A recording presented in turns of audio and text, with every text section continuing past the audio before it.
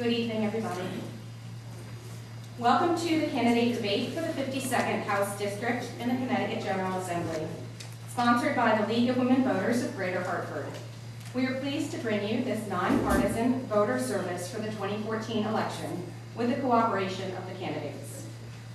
My name is Deb Poland of the League of Women Voters of Greater Hartford, and I will serve as tonight's moderator. The debate will be conducted in a modified cumulative time format.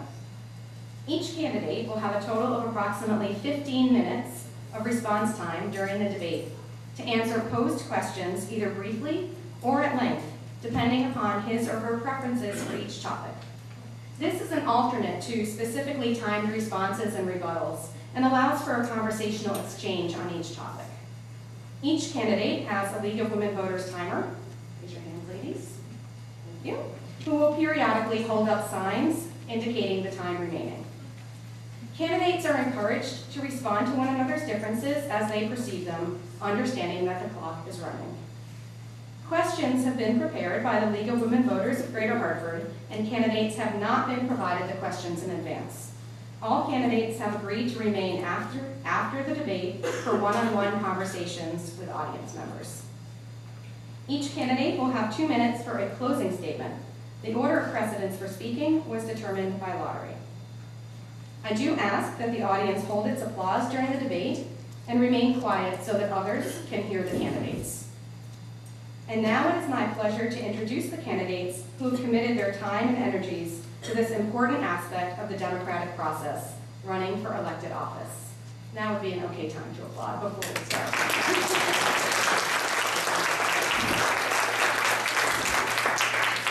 And I'll introduce them down the line, starting with Mr. Pinney. David Pinney has lived his entire life in Somers, as did his parents before him. He grew up and worked on the family farm, Elton Knoll Farm, purchased by his father's parents in 1895 when they moved to Somers from Ellington. His mother's family owned and operated the Somersville Manufacturing Company from 1878 until its sale in 1970. Dave and his wife Pat, married 44 years, purchased their own farm, Maple Knoll Farm, in 1972. They raised their 4 children there, and the youngest works with Dave on the farm now as they raise salad greens and other produce for year-round sales at farmers markets and to area restaurants. Dave's educational background includes a Bachelor of Science in Forestry from UMass and a Master of Environmental Studies from Yale. Throughout most of his adult life, he has been involved in town and regional activities. He was a member of the Somers Zoning Commission, Somers Volunteer Fire Department, chair of a charter revision commission, elected to 4 terms on the Somers School Board, and 3 terms as first selectman of Somers. He currently serves as chair of the Somers Housing Authority.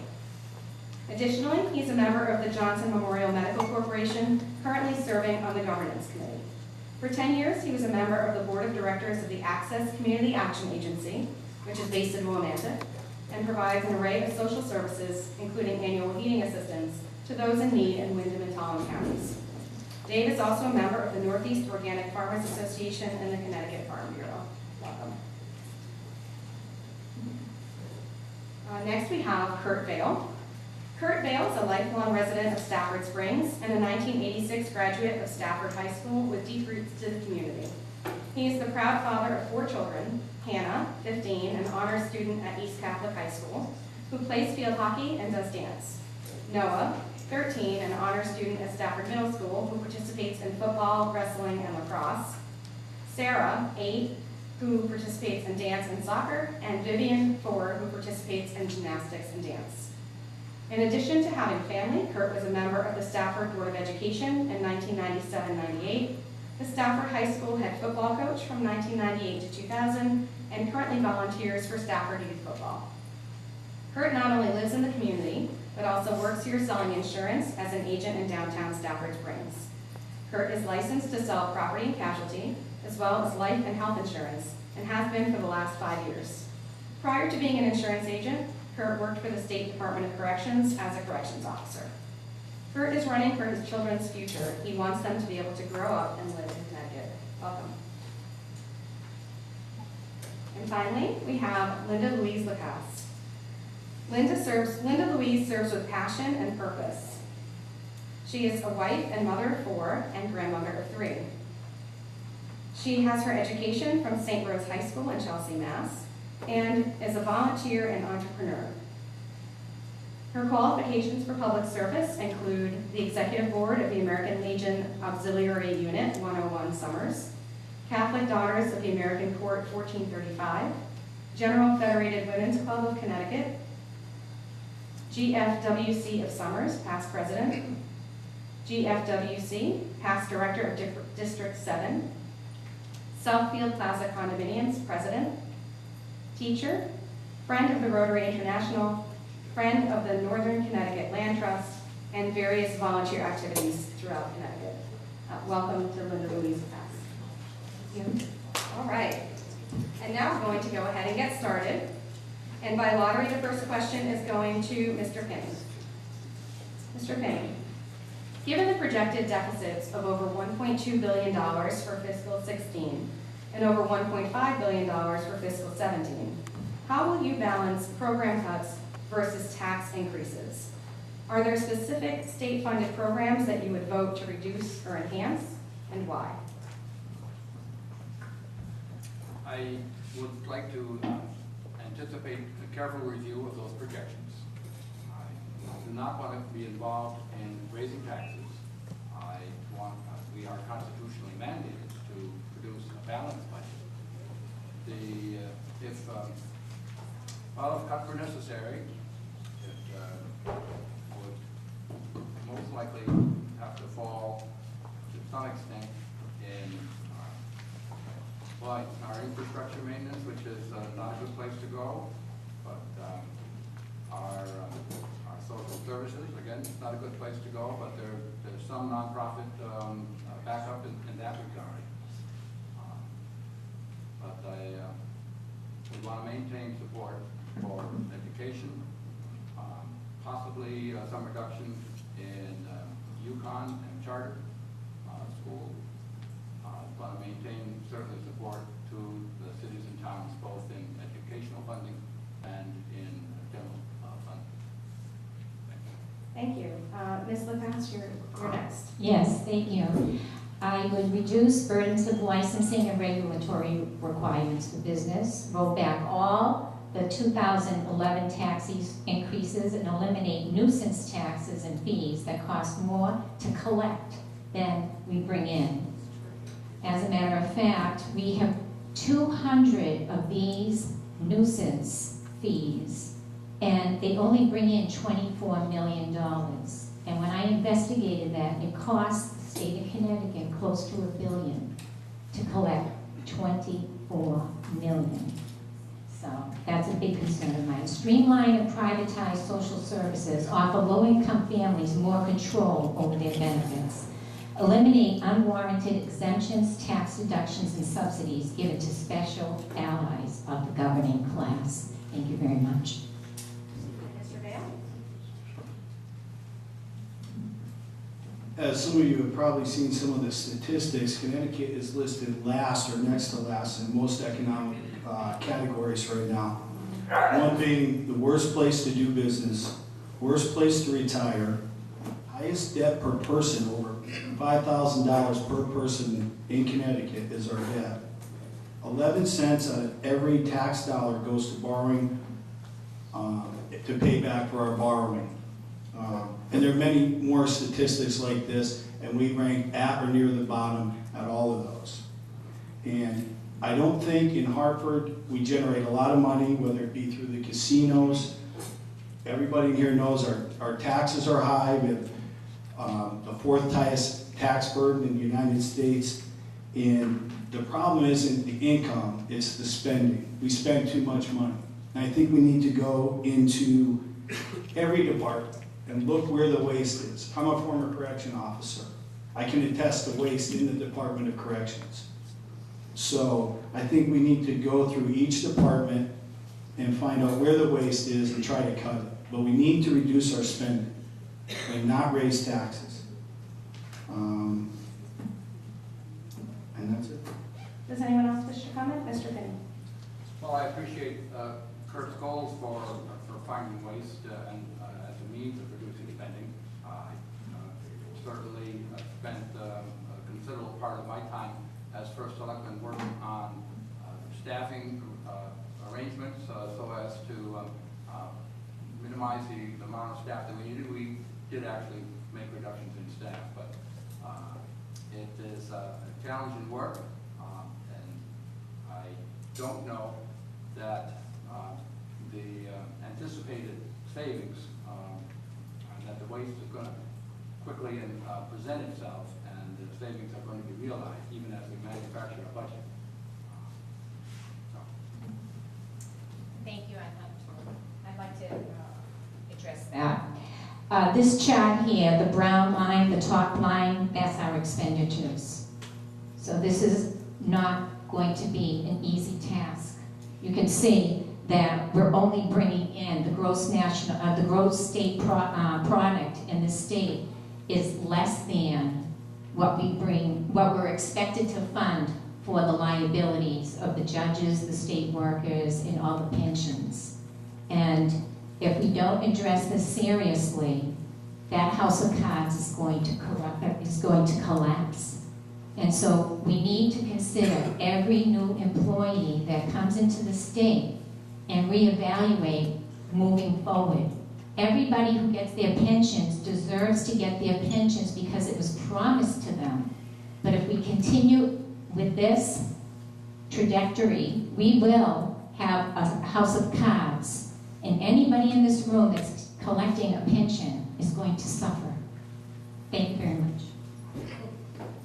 Mr. Vail, would you like to comment as well? That's a good point Linda makes. I think we need, when we get into session, whoever it may be, the new government in January, we need to look at maybe doing a state hiring freeze until we go through and we find out where the waste is being. And also with the state pensions, that's driving our state bankrupt. And again, being a former state employee, those people, especially in my profession and all across the state, they signed a contract to do the job, and I think we should honor that. But moving forward, I think we need to renegotiate the benefits. As you people work in the private sector, you don't have the same benefits that a lot of state employees have. And we need to look at readjusting that so that nobody's going to be getting their pension if it continues to go like this, because there's not going to be enough money left in the fund. I'll take another comment. Mr. Pinney?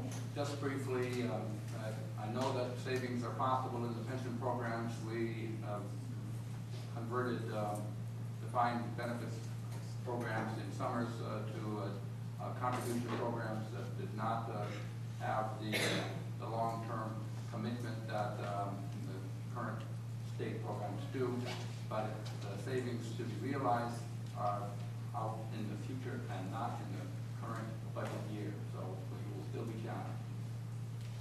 All right, let's move on to the second question, and this goes to Ms. LaCasse first. Are Connecticut's business incentives structured appropriately, and are they working to create jobs? What would you change, if anything?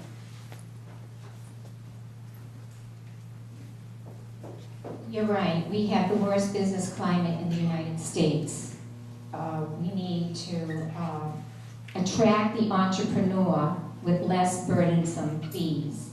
I have a license to do massage therapy in the state. 3 years ago, my license was $100. It was $100 since I became a massage therapist. A licensed massage therapist started in 1994. Last year, my license was $200. I just got my bill, and it's $250. Now, when you have these licensing and fees, that I said 200 of them, and you're charging people fees to make a living, not to mention the continuing education that's required, we want to have our professionals educated, but if they're not able to get a job or sustain their business or to pay for the licensing, 300,000 residents have moved out of the state of Connecticut, the worst in the country. We have 3.5 million people. So I hang out with people 65 and older. That's my gang that I hang out with. and they all live in Florida, or they live at Roaring Brook, or Mineral Springs, or Sun Valley, so they can avoid the income tax in Connecticut. So business burdens are severe, and people cannot sustain them. 75% of what makes this country great is the small barber, the dentist, the massage therapist, the local grocery store, and on it goes. Where it stops, nobody knows. Connecticut is known as the insurance capital of the world. Well, newsflash, Des Moines, Iowa is #1 now to live if you're in the insurance industry. So that means even our insurance companies want to relocate. Our hedge management funds used to live in Greenwich, our Gold Coast, that carried the burden of the whole state. Well, guess what? It's cheaper to live in Manhattan and rent a high-class office than it is to have their hedge fund companies here in Connecticut. We have to do something constructive and make it attractive to come back to Connecticut. I certainly don't want to move. I love Stafford. I love Somers. Thank you. Mr. Vail? In a recent Quinnipiac poll, they said the biggest concern of Connecticut citizens, and I can attest to this from walking around in Stafford and Somers over the last few months, is jobs. And jobs affect business. There aren't enough businesses giving jobs because businesses are leaving Connecticut because our climate is so poor. They're being overtaxed and overregulated. So I believe we need to block all new taxes on employers and employees. And we need to stop all the regulations and the red tape that these small businesses have to go through just to open their doors. Also, we have a lot of corporate welfare here in Connecticut. The current administration has given millions of taxpayer dollars for businesses to stay in Connecticut. Businesses that are not functioning properly, and we're bailing them out. While these mom and pop stores are struggling to make ends meet. And like Linda said, 49% of the people in Connecticut want to move. And I'm walking around Somers, which is a beautiful town, and I got to know it a lot better over these last 6 months. For sale sign after for sale sign after for sale sign. It's the same here in Stafford. Why anyone would want to leave this state, which is a beautiful state, we have a great climate, we're located perfectly between Boston and New York City, and people are leaving because the business climate and the work climate isn't working. And we need a change, we need some new faces in Hartford, and hopefully I'm going to be one of those new faces. Mr. Pinney, before you respond, can you just be sure that your microphone is on? All right, super. Just pull it a little closer. Thank you. Would you repeat the question? Sure. The question is, are Connecticut's business incentives structured appropriately, and are they working to create jobs? What would you change, if anything? I believe that what attracts businesses are access to supplies and markets,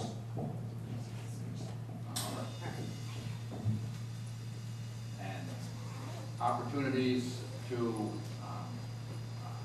distribute products and services, and the workforce that is prepared. We are currently focused as a state on improving our transportation.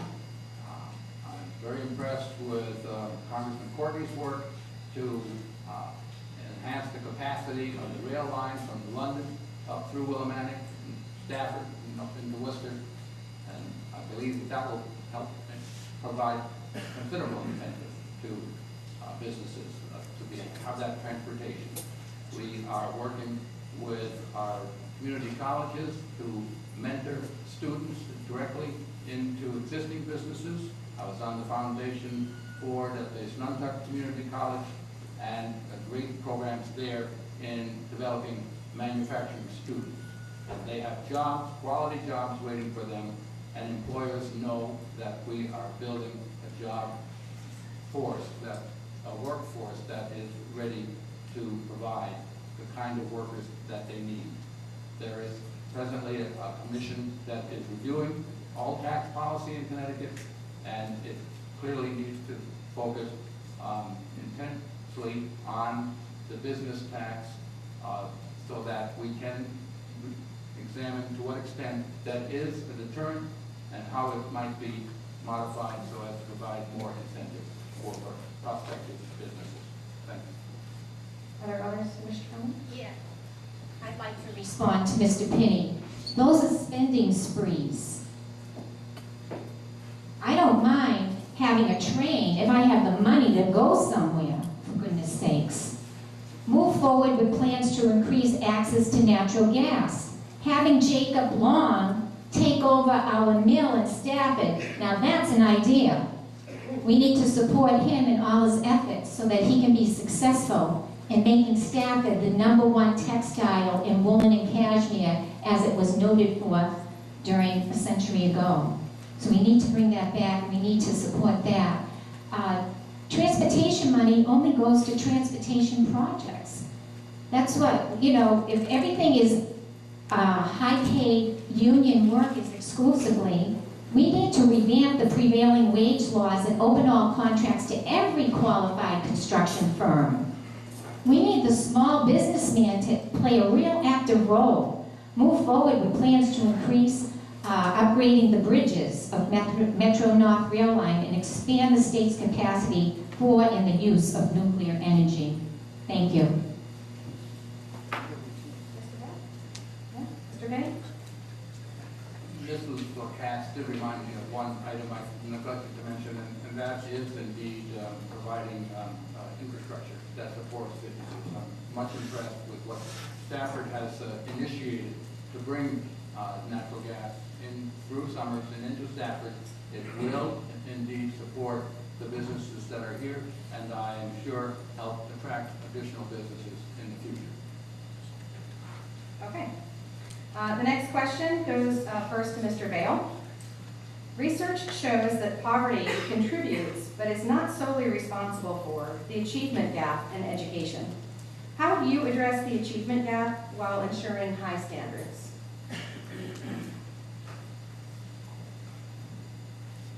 Well,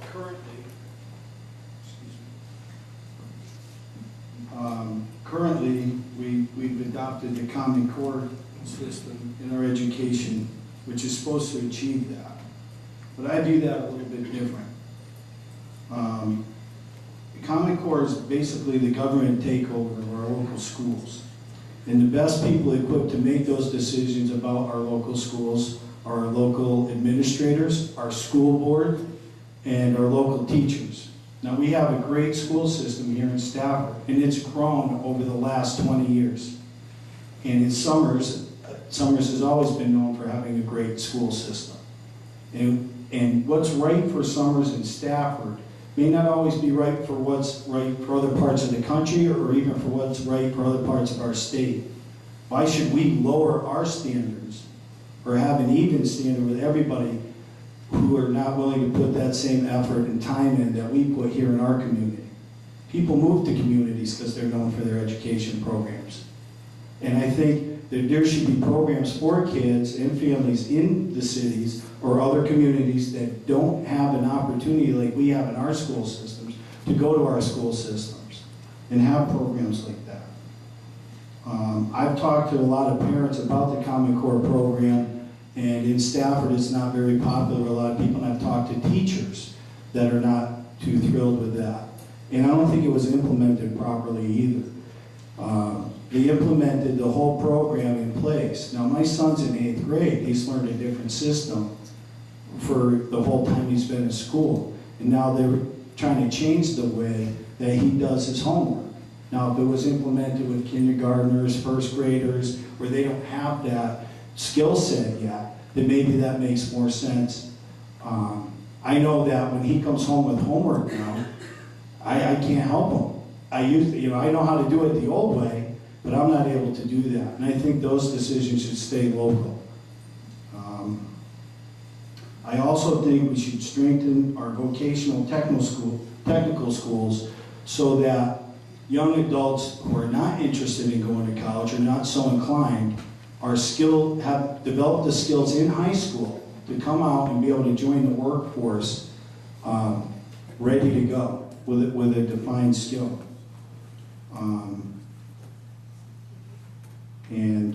That's it for that. Okay, Mr. Pinney?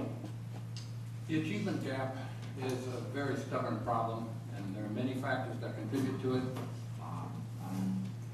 The ones that we can attempt to work with are indeed in the schools, but also in the communities. As when I was with the Access Agency based in Willimantic, certainly a number of low-income families that struggle to provide an environment that supports good learning for the children as they go off to school. But there are good programs there that help the families to establish healthier lifestyles at home, stronger family units, and that is going to be a considerable support for those students who come from those homes achieving better in school. While there are many issues to address on Common Core, it is not the cause of the achievement gap, nor are its failings the reason that we still struggle with the achievement gap. Nonetheless, education systems do have the opportunity, need to work more effectively at identifying and addressing the needs of each and every student. And I will agree that that is best achieved by bringing more of the development of the local school program home to the local school district.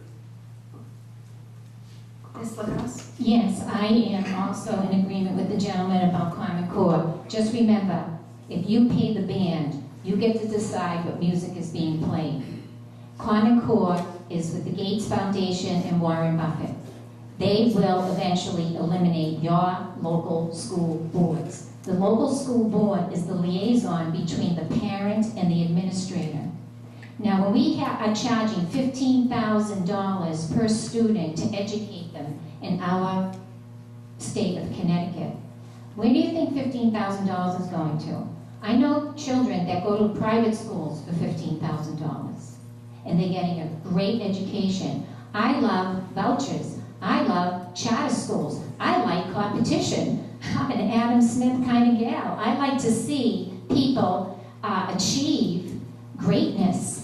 And the way we achieve greatness is by allowing students to be creative.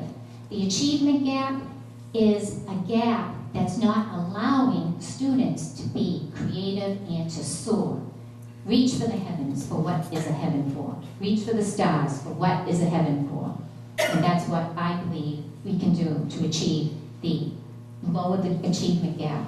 Let parents decide where their $15,000 per student is going to be spent.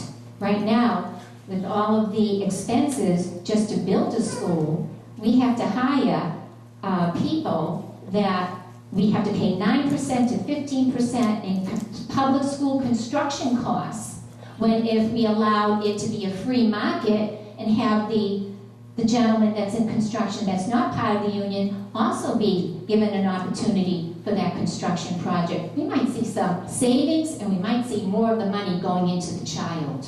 Thank you. Either of the other candidates wish to add anything to this discussion? Just my final comment, and like I said before, is that our decisions made at our local schools should be with the local officials and not bureaucrats in Harvard and certainly not in Washington, D.C. All right, we're going to move on to the next question. And Mr. Pinney, this one goes to you first. What are your priorities in addressing the complex issue of mental health?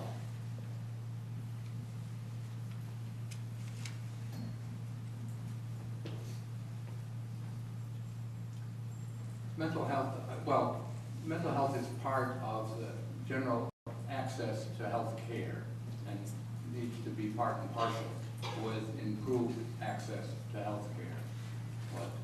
What steps Connecticut has taken so far in helping expand provision of health care for low-income individuals, certainly helps open up the opportunity for mental health services for a greater part of the population. My priority would be to see that we attempt to bring more and more uninsured into a realm where they do have access at a cost that is affordable to them to health care, including mental health. Ms. LaCasse? Yes. We've all been introduced to the tragedy of Sandy Hook. Mrs. Lanza was doing everything she could to get her son into a facility. Last night at 9:55 p.m., I left the American Legion. I was going down Orchardville Road. I saw a friend's lights on, and I turned around at Shell's, and I rode back up to her home, and I walked in, and my girlfriend's husband said, "Oh, Linda Louise is here." And her son was having a grand mal seizure and a lot of incontinence. This was happening all week, and she had no one to allow this young man, Andrew, to get into the hospital. Finally, an ambulance came. I called her all day. Mrs. Rossi lives across the street from her, and their cars weren't by the house, and he was born with mental trauma. So we've got the children that are young adults in their 30s now that have mental trauma, incontinence, grand mal seizures, and then we have the Mrs. Lanza case where money wasn't an issue for that family. So what does one do when people are hurting? Nobody cares what you know unless you care. If every single one of us were real neighbors and knew what our neighbors needed, I think we'd come a long way. It's a complex problem. I'm not qualified to do the magic wand and find the answer. But one thing is certain, I have a voice for the voiceless, and I'm ready, willing, and able to share my voice. Mr. Vail? There was a recent article in the Hartford Courant that addressed this issue, and he asked parents what their major concern, parents with mental health children that have mental health issues. And some of their biggest concerns were lack of beds in the facilities. And as you know, when we grew up many years ago, there were a lot more facilities for mental health people. Mansfield, Norwich. I'm not saying that, they were always the best. Fairfield Hills, there were a lot of beds for people. And there are not enough beds now, and that's part of the problem. And another complaint they had is there was a lack of quality doctors there, and that a lot of times their children are being misdiagnosed.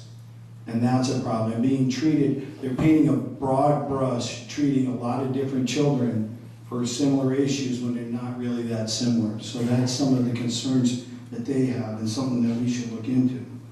Also, as a former prison guard, with the adult mental health issues, because all these facilities have closed, where do you think they're sending? They're sending them to the prisons. And it's not the proper place for them. It's not a good environment. It's not an environment of healing.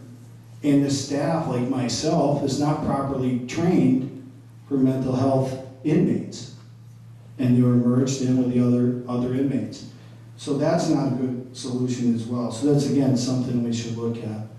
And the Senate Bill 1160, after the Sandy Hook, I don't think they addressed the mental health issue as they should. They assigned a task force. Well, what does the task force do? What steps have they taken to do anything to stop someone like this from doing that? What they did is they took away the rights of law-abiding citizens that don't have mental health issues. And that's part of the problem. You need to look at the real issue here. So. Does anyone else want to rebut or add any thoughts on this issue? Okay, we're going to move on to the next question, and This was already sort of implied. The next question goes to Ms. LaCasse first. Do you agree with our state's gun control laws? If not, how would you change them? Well, it's, number one, I believe in the Constitution. I believe in being able to defend myself. A couple of years ago, someone broke into our home with a shepherd's hook. Fortunately, my husband is trained as a warrior. He works for the National Guard. He's active duty for the National Guard, went to Afghanistan. But his gun was upstairs. I was on the second floor. He was on the first floor. We had 3 different lines in the house. The police took over an hour to come to my home. Fortunately, my husband's also a counselor, so he talked this deranged person down. Do you know more people are killed with baseball bats? So when it comes to me being able to defend myself, when it comes to me being able to be the first responder to a criminal who comes into my home and wants to hurt me or my children or my grandchildren or my friends, I want to be equipped. And I'm very blessed that I have a husband that's a marksman, but he didn't have his gun. So naturally, not only does the gun law affect those law-abiding citizens that want to protect themselves, 2,900 jobs that generated $1.7 billion within the state have gone because the gun manufacturers are gone. This was where it happened, Colt. This is where the guns were created. I am surrounded by people that know how to protect themselves and are responsible when it comes to having a firearm, whether it's for their protection or to go hunting. That's where I stand. Second Amendment rights. I want to protect myself, and I want you to protect yourself. Mr. Vail? I'm going to keep this one a little short. I'm going to support the constitutional rights and support and restore the constitutional rights of law-abiding citizens. Mr. Pinney? Well, first I'd like to ask Mr. Vail what rights have been thwarted and exactly what he would do to restore those rights.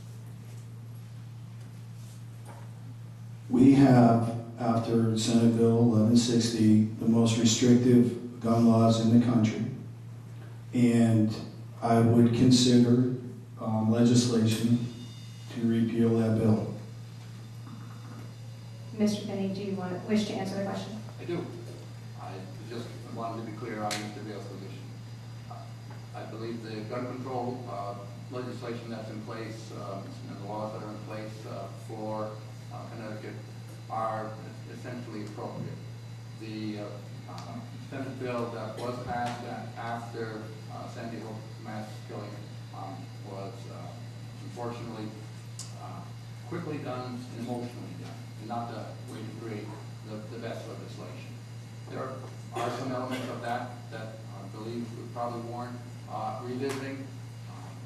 I understand that many pistols come with a standard magazine that holds in excess of 10 rounds, and the legislation limits the magazine to 10 rounds. So, an example, but frankly, I do not believe that people's right to bear arms, to protect themselves, are infringed by this legislation, by the current statutes that exist in the state. The modifications would only be minor in my mind. Do others wish to comment? I do. My girlfriend had to have the magazine go down from 17 to 10. Now she has 2 Glocks. She liked having just one, and she's a marksman woman. So, you know, there are solutions. We Yankees, we always come up with solutions.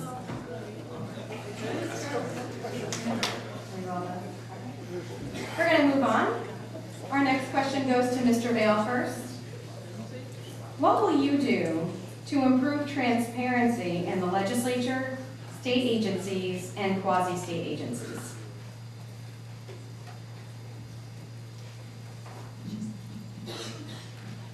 Well, I think the obvious question is to be honest and upfront and talk to the people about what's going on. Ask a lot of good questions. You know, I'm gonna be honest with you, I'm not a career politician. I'm up here, I've been involved in the community. This is new for me. Now, that's a frank and honest statement, but I'm always been transparent. I'm transparent right now, and I will look to try to make other people transparent as well. How exactly I will do that, I don't know. I don't have that experience yet, but I can promise you that's something that's very important to me, and I'll work on that if I get in. Thank you. Mr. Pinney? Essentially, we rely on the Freedom of Information Act, as it was enacted, to provide access to government activity, meetings of the various types of government entities that you mentioned. There were some attempts, there were some modifications in the last session to modify the Freedom of Information Act, and there's some question as to whether that's appropriate. But nonetheless, all of the entities you mentioned should be abiding by the Act, which calls for a warning of each meeting prior to holding the meeting, and items that will be discussed will be listed on an agenda that's published in advance of the meeting. Minutes of the meeting will be provided after the meeting, and the public is welcome to attend any of those meetings. Even the quasi-government entities are subject to the law. I'm on the Summers Housing Authority, which is indeed a quasi-government entity, and we operate our meetings in accordance with the Freedom of Information Act. Probably the largest villain is the legislature itself, which unfortunately tends to, especially as session rushes to close, have many meetings that are not warned, that are not open to the public, and does not allow full public access. As a legislator, I would definitely oppose that type of activity. That all meetings need to have sufficient warning. They need to be open to the public. There are a short list of topics that are subject to executive session. That matters of personnel, property acquisition, contract negotiations, and not much else. Ms. LaCasse? Boy, am I delighted you brought up the Housing Authority. I was at Woodcrest, which used to be our affordable housing for the elderly and for the indigent and the handicapped. Now it is so convoluted, you cannot believe it. I went to go visit friends after a book discussion. When I found out that that facility has disallowed people to even have a cigarette in their car. My relatives are in the back here. They know I am not a cigarette smoker or cannabis, not my style. However, I don't mind you smoking. If the bank told me if I didn't have my mortgage paid that I had to live by their rules and I couldn't smoke in the building until I owned it outright, well, these people are paying rent over $1,000 a month. They can't smoke in their car. They have wheelchairs and scooters. In the dead of winter, they have to go to the cemetery to have a cigarette. They have to go to Battle Street to have a cigarette. Every single resident that I spoke to over there is so dismayed, Mr. Pinney, by your authority at the house. It's like a ghetto. It's like a Jewish ghetto back in the day when there are these minions that report who's been smoking in the car and so on and so forth. Are there any other comments on this question? What? You think I'm not going to answer that? That would be up to you. There's not one single household in Woodcrest that pays over $1,000 a month for their rent, and most are considerably lower.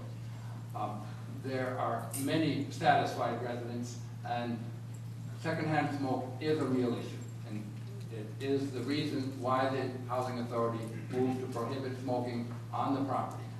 And we have provided access to smoking cessation programs for those residents who would choose to avail themselves of that, but indeed not a healthy habit to support and not healthy for the other residents. We certainly had plenty that were struggling with secondhand smoke issues. And as to a ghetto, well, that does not warrant it. Before I call on Privacy of your car, sir. Excuse me. I just want to remind the candidates to keep the responses on topic and away from any personal, addressing the other candidates personally. Are there any other comments on this question? Okay. Our next question is directed to Mr. Pinney first. The election ballot contains a referendum on a constitutional amendment that would remove Connecticut's existing restrictions on in-person and absentee voting. If the amendment passes, the legislature will be allowed to consider passing laws such as no excuse absentee balloting or other early voting options like some other states have done. If the amendment passes, what changes to the voting laws would you support, if any, and why? I favor the no excuse absentee ballot.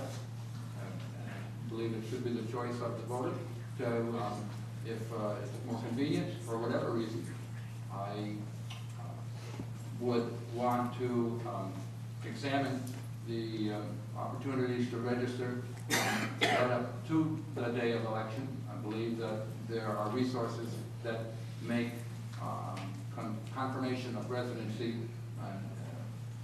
completely,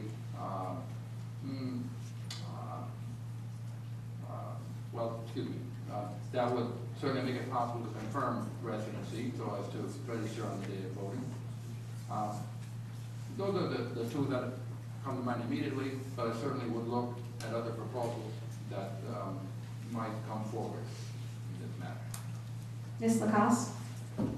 You know, with our smartphones and our smart TVs, and we're fearfully and wonderfully made. There's not another one like us. So even our fingerprints, our handprints, we could vote at home conveniently with a handprint, with a fingerprint. There'd be no election fraud in that way. Mr. Vail? This is the first I'm hearing of this topic specifically. Everybody should have the opportunity to vote. If they can't get out and vote, you know, I'd have to look into this more to decide, because obviously just on the surface it seems okay, but does this invite a better opportunity for fraud? I don't know. I'd have to do more investigation on this. Everybody's vote should count. Absentee, I just get concerned if people start doing an absentee in September. What if they change their mind? What's the point? If everyone in here voted in September, then what would be the point of this debate? And that would be my concern. I'd have to look more into this to understand how I stand in this. But I definitely support everybody's opportunity to vote. And I'm definitely going to look more into this. And I'll have an answer for you by the time I vote on November 4th. Are there any other comments on this question? Okay. Our next question, we'll start with Ms. LaCasse. What are your top 3 priorities for the next legislative session? Number one, I believe that it's real simple, A, B, C. A is all aboard. I have, by the grace of God, collected so many people to register to vote, and it's been amazing being engaged. So A is be approachable, be available. When you're a freshman in the assembly, you need to be a bridge builder. You need to be believable. Do you know believable is stronger than fact? So people need to entrust you that you will respect them and be involved in what they want.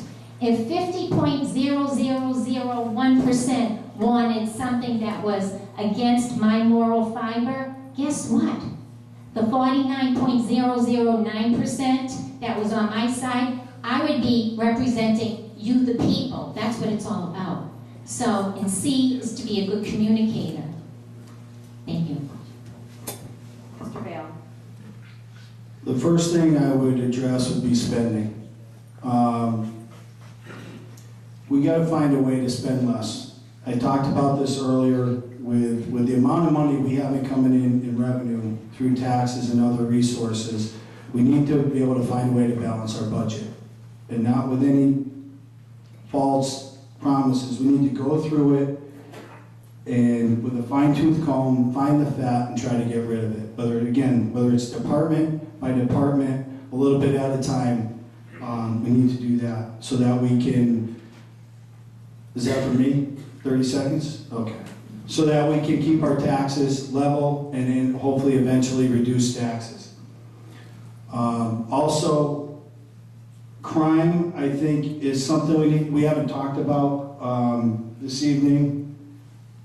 We started, or the current administration started the early release program that has let a lot of criminals into our society, including violent criminals. And since then, there have been several murders since the start of this program. You know, that's something I would vote to stop in the future. And also, a bill that failed, but they're might be trying to pass again, is to reduce the drug-free school zone, which is currently 1,500 feet. They want to reduce it down to 200 feet. Now, as you see here, I have 4 lovely children in the front row, and I just don't think that's good policy. In the drug-free school zone, all penalties are doubled. So that's something I would look to oppose. Thank you. Mr. Pinney? My 3 priorities, I agree with Mr. Vail that spending and opportunities to bring spending in alignment with revenues would be my first priority. Second, and somewhat in concert with the overall examination of spending, is a review of our priorities on infrastructure maintenance. We clearly have many demands and needs in this area, and we are spending considerable funds on this. We need to make sure that we are spending the dollars where they will have the most impact, and indeed that we are in control of that spending. And thirdly, I want to review education funding for K-12 and also for post-secondary to assure that our priorities in education are adequately aligned with our needs. I want to see the local school districts be the highest priority and see that they are funded. I want to see the community college and other technical or alternative secondary education opportunities well funded. I'm concerned that our flagship institution, University of Connecticut, while doing a fine job, has become really a consumer of much of the funding that goes to post-secondary education. Thank you. All right, and I think this is probably going to be our final question, starting with Mr. Vail. What makes you uniquely qualified to serve as the state representative for the 52nd District? Thanks for asking. Just to give some things I've done in the past. I'm a former Stafford School Board member. I was president of the Stafford Men's Softball League for 6 years. I served on the Stafford Rec Commission, the Stafford Downtown Revitalization Committee, and I've been involved with the Stafford Youth Program since 2006. I currently am the vice president and served as its president for 3 years. I also feel that my experience as a correction officer has taught me how to communicate with many different personalities in a very hostile environment. So I anticipate maybe Hartford might be a little hostile at times as well. So I think that experience in the past, and I'm sure there's very many different personalities there as well. I think that will actually help me in the past. And also my career as an insurance agent. I listen to my clients' needs and I try to help them find the best fit for them. Everybody's needs are different. I talk to a lot of people, and I think my ability to listen to people, I've reached out to people on both sides of the aisle on this, not here, but in politics and in the middle, asking for advice, trying to find ideas, and that's what I'll do moving forward if I'm your representative. I'm going to listen to everybody, I'm going to gather the information, and make the best decisions possible. Thank you. Mr. Pinney? I have familiarity with most of the issues that we will be concerned with in the legislature, given my participation in education and municipal affairs. I have also participated in some unique and creative solutions to issues that we addressed. The housing redevelopment that we did for the seniors in Summers at Woodcrest was a collaboration with private investors, federal grants, and subsidized mortgages that enabled us to proceed with a $20 million project at no cost to the local taxpayers. I worked with many of the departments and officials within the state and prepared to be up and engaged with committees and the departments as I begin my service. Thank you. And Ms. LaCasse? Yes, that $20 million project, how long did it take before that private entity had to pay taxes to the town of Summers? That is the question. What would I have to bring? I like to ask hard questions, and I like to find out answers. And my home is open up to everyone. I live in the village of Summers. I'm right on 190, so I'm available. 1-800-US-LINDA. You can call me anytime. And then I'll know, and I'll be close to your heartbeat and what happens to you. Thank you. All right. Now each candidate will offer a 2-minute closing statement, and the order for closing statements was also determined by lottery. First off, we have Mr. Vail. Thank you, Linda, David, Deb, the League of Women Voters, and all of you that came out this evening.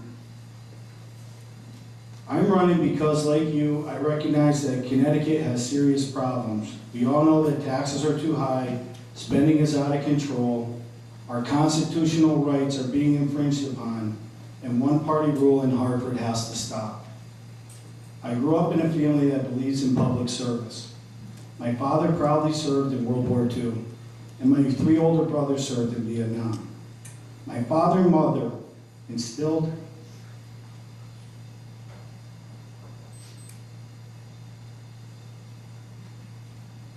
in me a sense of community pride, and now it's my time to give back. I may not be a career politician, but I will fight to bring honesty and common sense to Hartford. I believe in Stafford, Summers, and all of Connecticut, and I hope on November 4th you will believe in me. Thank you. Mr. Pinney? I'm applying for the job of representing Stafford and Summers in the Connecticut General Assembly. I believe I am the best qualified candidate for the job, and I'm asking for your vote. I'm fully committed to Connecticut, particularly this part of the state. It is literally in my blood. My ancestors have been here for generations, creating productive farms, building factories, and actively participating in forging strong communities. That work ethic is deeply ingrained in me. Commit to the work you've taken on, set an example for others, and keep at it until it is done. My parents and grandparents were practical, prudent people who focused on taking care of essential needs without excessive cost.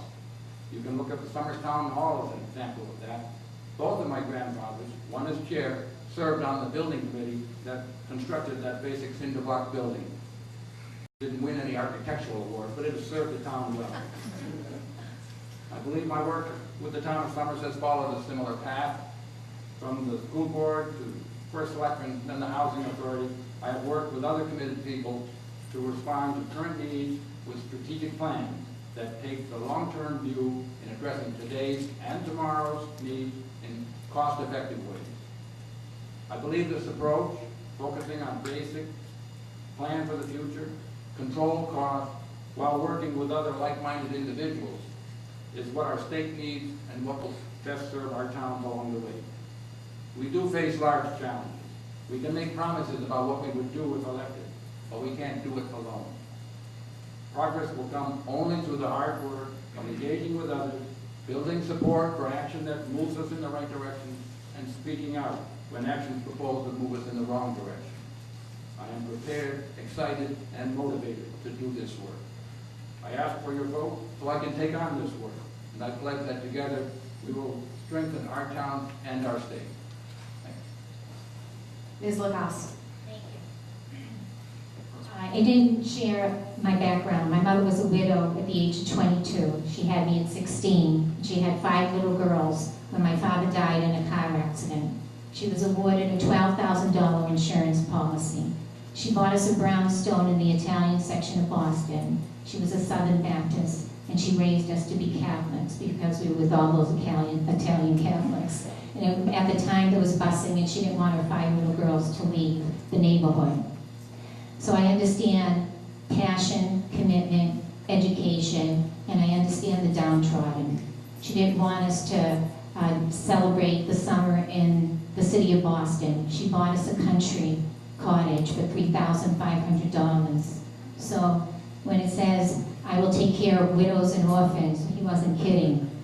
The big guy upstairs when he took care of my mother. We're all educated women.